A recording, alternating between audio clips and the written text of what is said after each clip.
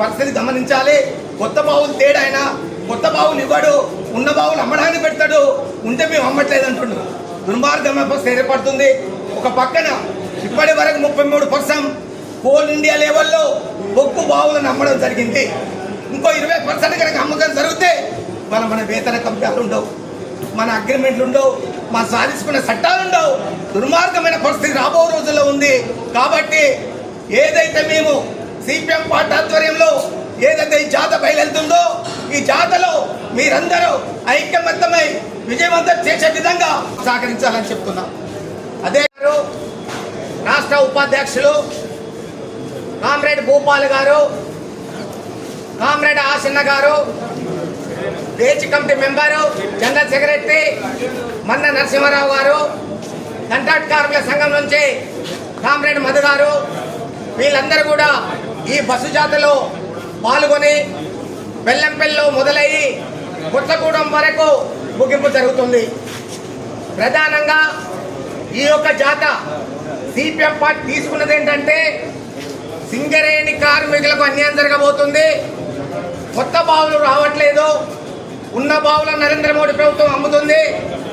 మరి కొత్త ఎంప్లాయ్మెంట్ రావట్లేదు, ఉన్నటువంటి మనం ఉన్న స్థలాలలో వాటర్లలో డెవలప్మెంట్ జరగట్లేదు. ఇవన్నీ పరిగణలోకి తీసుకొని వాళ్ళ ఏదైతే మందమరి డివిజన్లో శ్రావణపల్లి మైన్ ఏదైతే ఉందో ఆ మైన్ కూడా వేలం పాఠం పెట్టడం జరిగింది. ఆ యొక్క మైన్ అమ్మద్దు అని ఒకవేళ అమ్మే విధాన పరిస్థితి కనుక వస్తే సింగరేణి యాజమాన్యమే ఆ మైన్ తీసుకొని మన బొగ్గును మనం తీసుకునే విధంగా ప్రయత్నాలు జరగాలనేది కూడా జేఏసీ తరఫులో కూడా అందరం పోరాటాలు చేస్తున్నాం. ప్రధానంగా ఈ శ్రావణపల్లి మైన్ కనుక మనకు వస్తే కొత్త ఉద్యోగాలు వస్తాయి, మన కొత్త బావులు వస్తాయి, కొంత మెరుగు మందమరి డివిజన్లో జరుగుతుంది. మీరు గమనించాలి, ఈ మధ్య కాలంలో ఆర్కే1 అయిపోయింది, కేకే1 అయిపోయింది, కొద్ది రోజుల్లో ఆర్కేపీ ఓసి అయిపోతుంది, మన మైన్ కూడా దగ్గరలో పడ్డది, అది కేకే1 కూడా అయిపోయింది. అంటే రామకృష్ణాపూర్ పట్టణం మందమరి పట్టణం ఎడారిగా మారే పరిస్థితి కనబడుతుంది.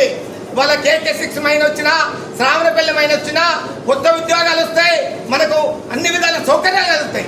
రేపు కనుక ఏమైనా ప్రాబ్లం వస్తే నా రోడ్డు బాగలేదు, నా కోటర్ బాగలేదు అని అంటే నీ దగ్గర బొగ్గు బిల్లు వస్తలేదు, మీకెందుకు డబ్బులు లేవనే పద్ధతిలో వాళ్ళ యాజమాన్యం ప్రయత్నం చేసే పరిస్థితి కనపడుతుంది.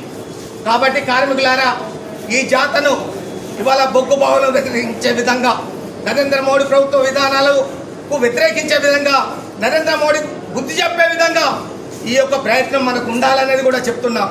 మొన్న లోక్సభలో మన గౌరవనీయులు గడ్డం వంశీ గారు ఒక మాట మాట్లాడారు, మీరు ఇన్నరో చాలా మంది ఉంటారు. ఏమన్నాడు?